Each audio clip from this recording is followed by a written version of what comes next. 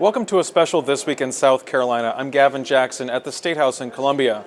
On June 24th, 2022, the United States Supreme Court overturned nearly 50 years of abortion precedent in Dobbs versus Jackson Women's Health Organization. It returned the issue of abortion to the states, and in doing so created immediate life and death changes in several states across the country. And 3 days later in South Carolina, the 6-week abortion law, which bans nearly all abortions in the state, took effect. A lawsuit blocked that new law when it was signed in February 2021, but it was briefly implemented after Dobbs until another lawsuit filed in the state Supreme Court blocked it in August. Republican lawmakers in Columbia saw the Dobbs decision as their chance to restrict abortion access before 6 weeks and spent the summer and part of the fall taking hours of testimony and debating the bill.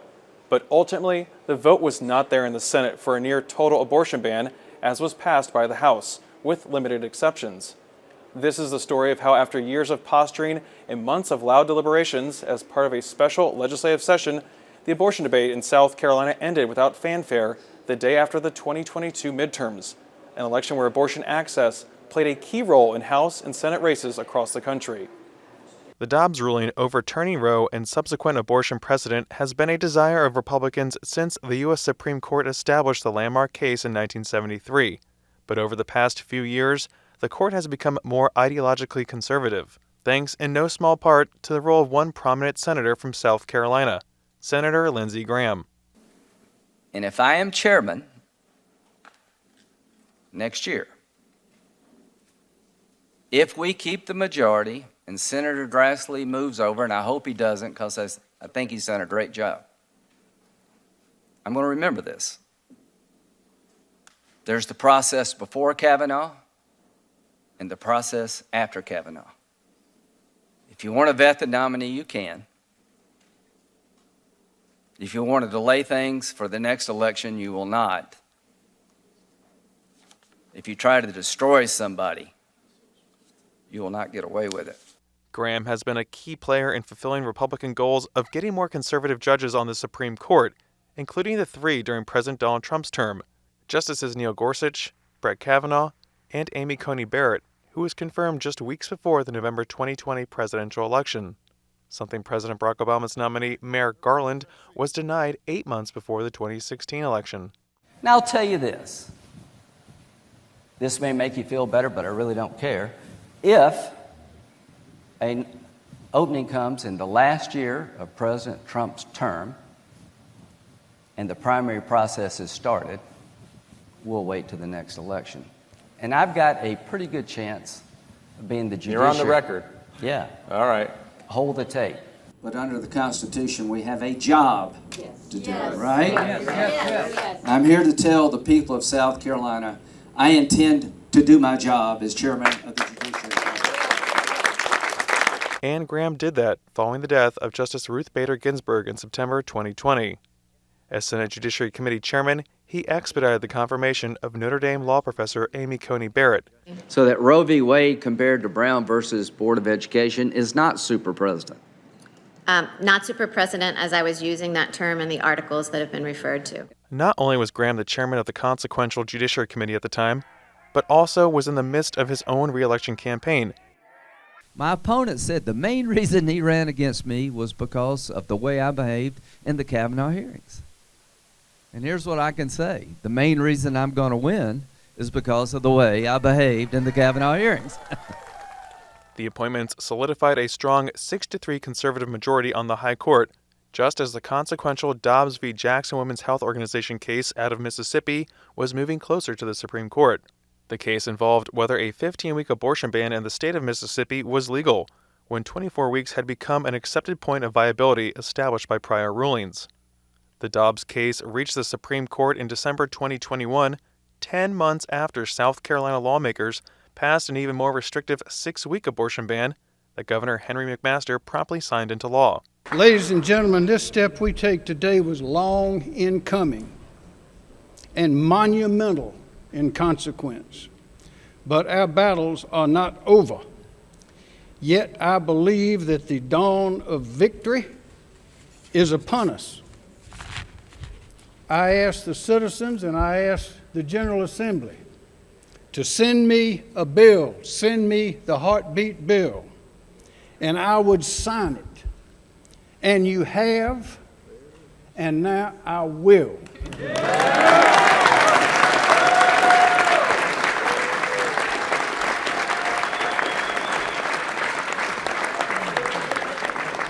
The law was immediately blocked in the courts as abortion rights groups challenged its constitutionality.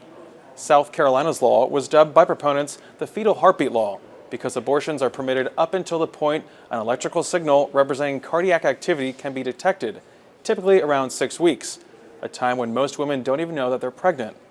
A true heartbeat can't be detected by regular ultrasound until the heart is formed around 16 to 17 weeks, which is closer to the 20-week limit that was the law in South Carolina prior to the 6-week ban. But an unprecedented moment occurred in May 2022. The draft opinion of the Dobbs case was leaked, and a nationwide frenzy ensued. Former Vice President Mike Pence, who is gearing up for a 2024 presidential run, happened to be in Spartanburg shortly after the news broke for a fundraiser at the Carolina Pregnancy Center, which counsels women from getting abortions.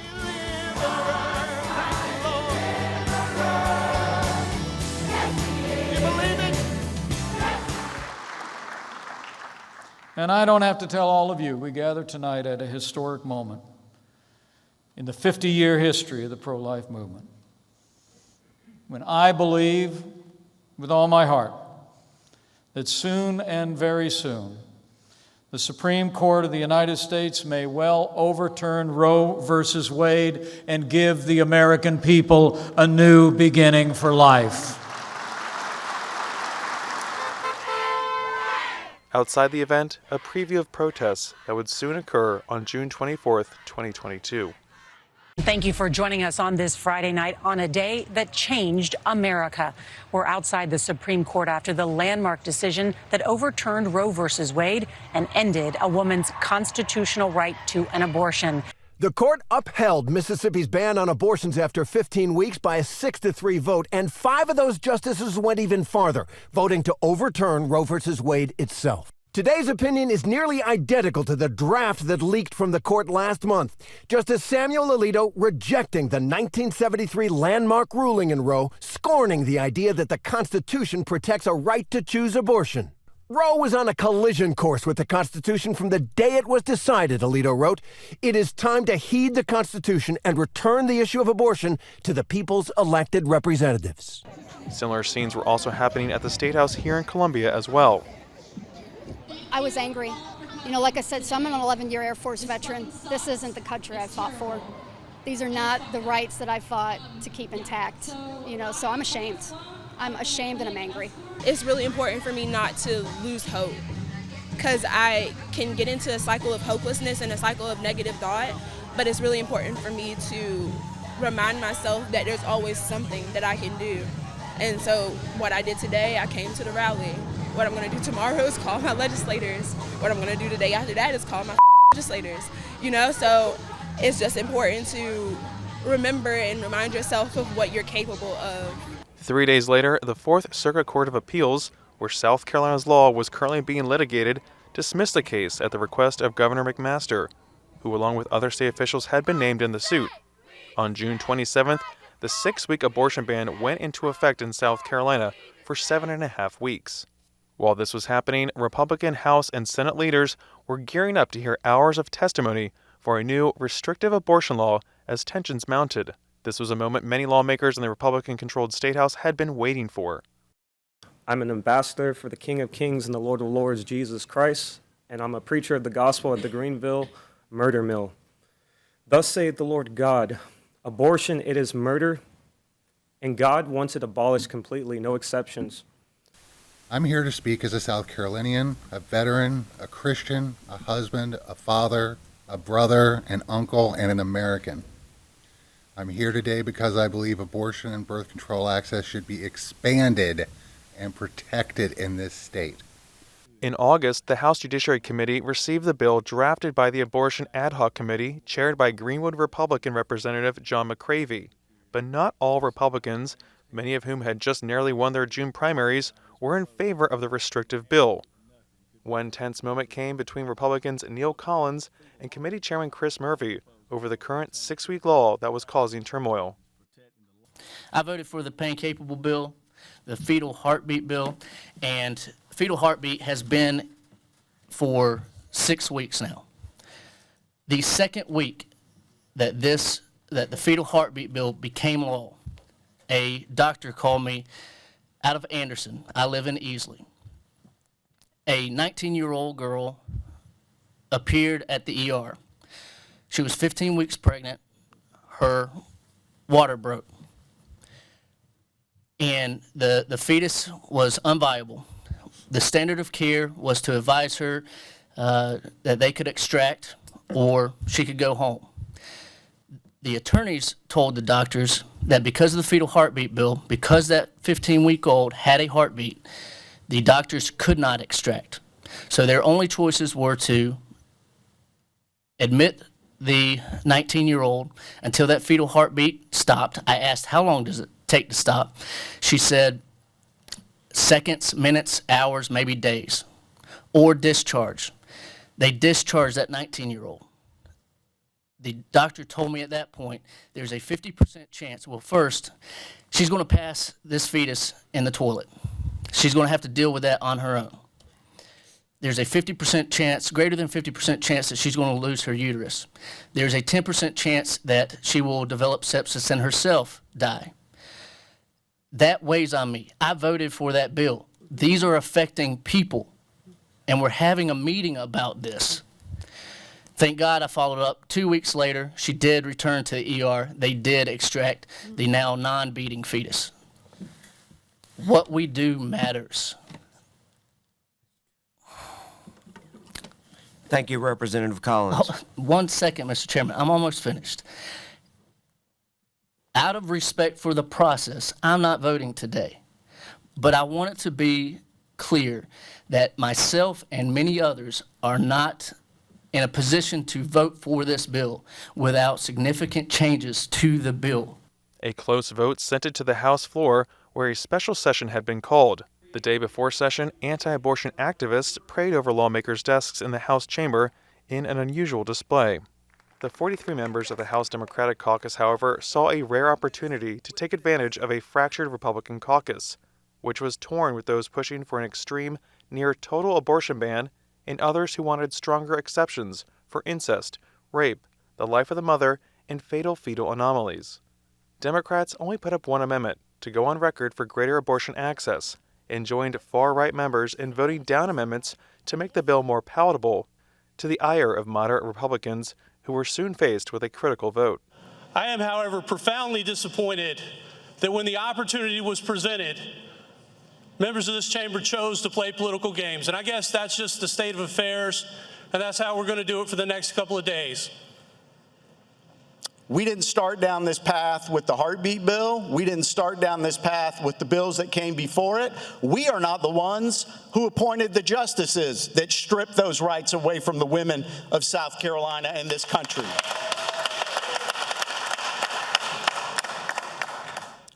Republicans were in disarray. They recessed for a tense 2-hour-long caucus meeting, then failed to pass the extreme bill by a vote of 47 to 55, before adding, by voice vote, exceptions for rape and incest up to 12 weeks, with reporting to local law enforcement. That bill passed 67 to 38.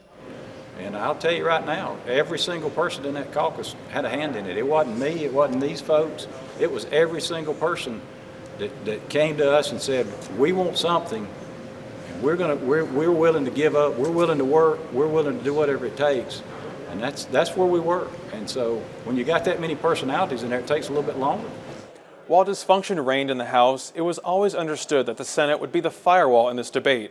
It was well known that the Senate, which is comprised of 30 Republicans and 16 Democrats, didn't have the necessary 2/3 votes to end a filibuster against the restrictive House abortion bill. The Senate Medical Affairs Committee heard about 8 hours of testimony regarding abortion and later narrowly moved the House bill out of committee to the floor after removing rape and incest exceptions. This led to heated committee exchanges and floor debate, primarily involving Republican Senator Tom Davis and anti-abortion activist Senator Richard Cash. Are we going to protect human life in the womb, or is that just something that, and I don't mean to be insensitive to anyone's past, but is the human being in the womb nothing more than the property of the woman. A very valuable property if the woman wants that unborn baby, and a property that can be disposed surgically or chemically if she doesn't want the unborn baby. Is that what the unborn human being is at the end of the day? Property of the pregnant woman. And I can't support an amendment, fairly read, that would require my daughter at 12 years old to carry a baby to term and deliver it. What in the world kind of an impact is that going to have on her? Now, I'm told that it's going to be fine, that we've talked to a lot of people and they're happy, and I'm glad that there are some that have worked out well. But there are others that have not, others that have committed suicide, others that have done themselves bodily harm.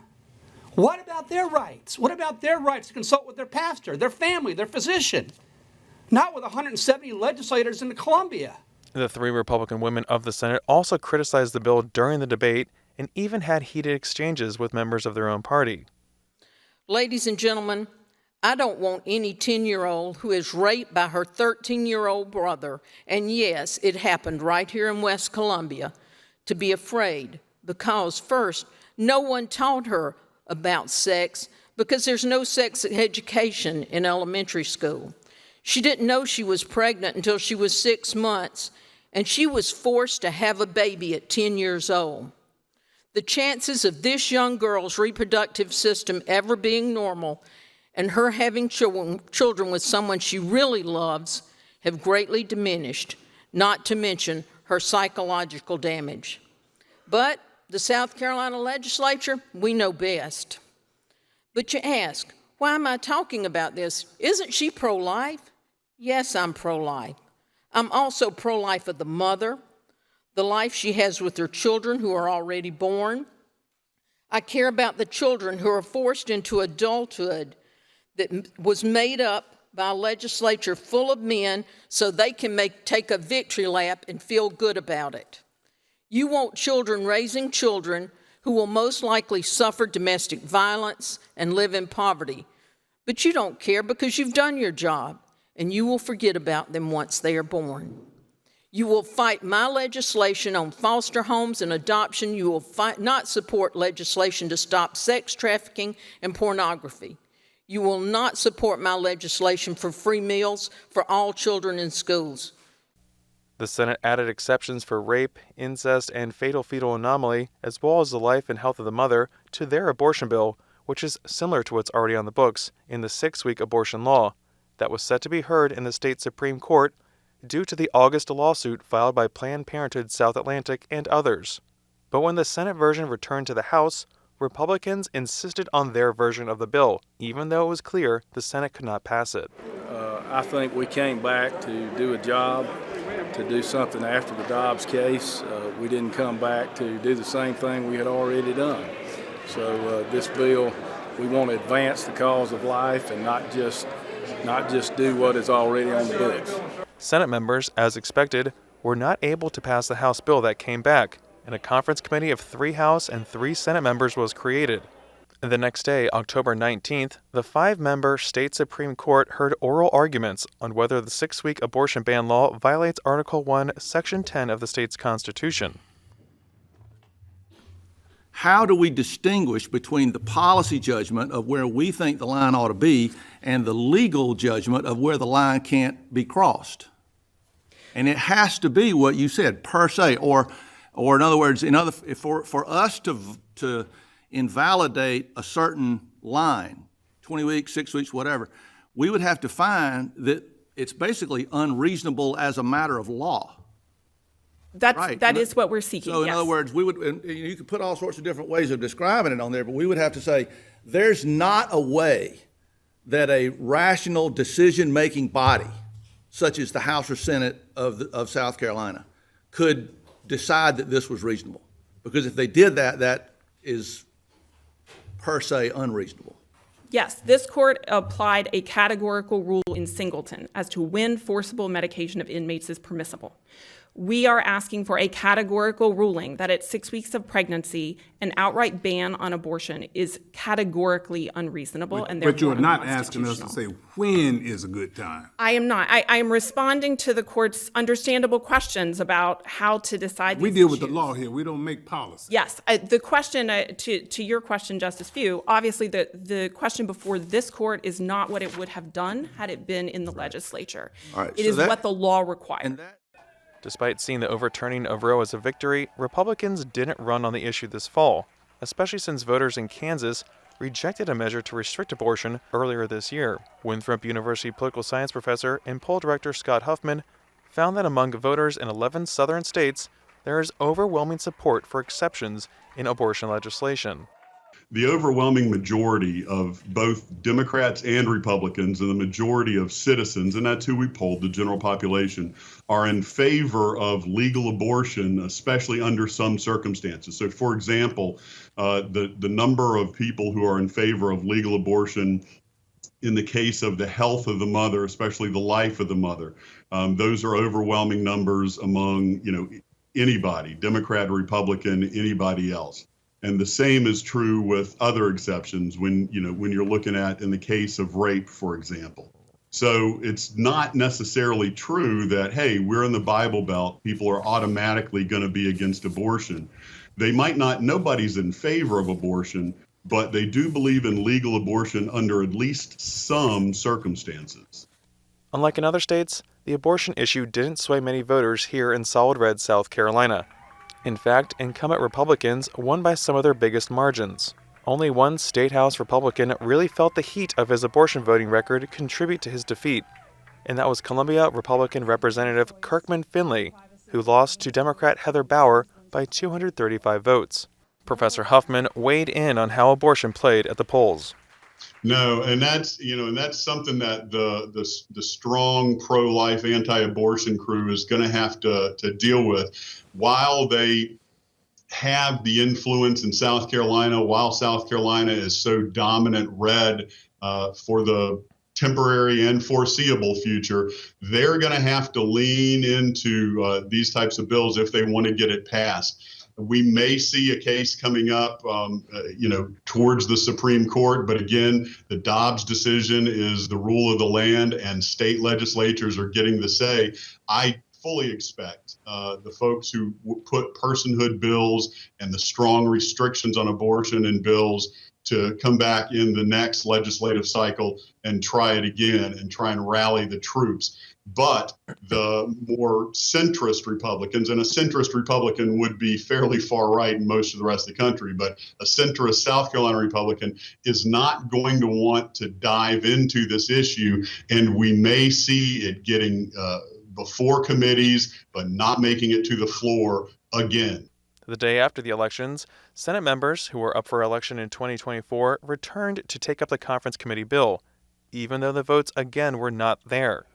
This led to a predictable outcome in the Senate, and when another conference committee was held, House members, citing scheduling conflicts, were absent. The move led to a frustrated and candid speech from Senate Majority Leader Shane Massey. But I'll tell you that if we want to move the ball forward, the whole effort has to change. Because I don't care how it's been done for 50 years, there's been a lot of progress. But if the effort now is it's fire and brimstone, and if you're not with us on every single issue, then we're going to take you out, so be it. Look, there are people out there who think I like this job a lot more than I actually do.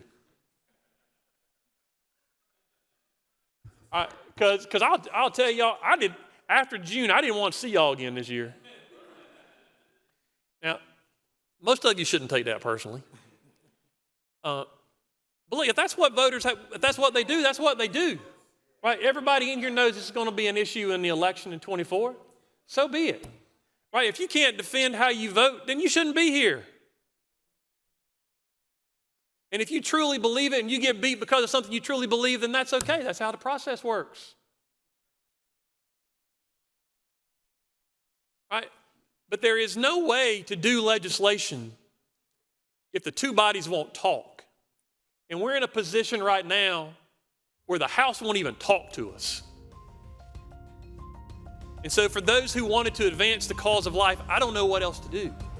In the end, the votes still weren't there in the Senate to pass an extreme, near-total abortion ban bill. The process made clear that South Carolinians don't favor such an extreme measure without exceptions, and the results of the midterms reinforce that notion nationwide, with a red wave being more of a ripple. But that wave is still strong in South Carolina, and abortion will once again be a major focus when lawmakers return for a new 2-year session in January. But the session will start with frayed relationships between and inside of the House and Senate chambers.